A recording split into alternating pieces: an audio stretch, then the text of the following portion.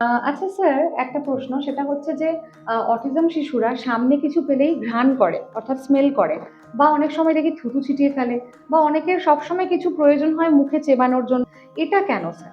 হুম, আসলে অনেক শিশু এরকম আছে যে যারা বিভিন্ন জিনিসের স্মেল নিতে পছন্দ করে বা বিভিন্ন জিনিস স্মেল নিয়ে বোঝার চেষ্টা করে, অথবা যে কোনো জিনিস মুখে দেওয়ার চেষ্টা করে, অনেক সময় থুতু ছেটায়।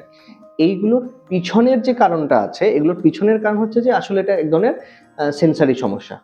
কেমন, তারা য- কোনো একটা বস্তুকে, আমরা যেমন কি দেখে ব্যাপারটা বুঝে যাই, তারা না দেখে ঠিক যখন সেই বিষয়টাকে অনুভব করতে পারে না, তারা বিভিন্ন স্মেল নিয়ে অনুভব করার চেষ্টা করে, অথবা তারা মুখে দিয়ে অনুভব করার চেষ্টা করে, বা অনেক ক্ষেত্রে মুখে সেন্সারে কোনো সমস্যা থাকলে সে থুতু ছেটানোর মধ্য দিয়ে সে একটা রিলিফ পায়। মানে এগুলো আসলে এক ধরনের সেন্সার ইস্যু, এবং এই সমস্যাগুলো থেকে বেরিয়ে আসতে গেলে সেন্সার ইন্টিগ্রেশন থেরাপি সহায়তা নিতে হবে। প্রয়োজন। ধন্যবাদ স্যার।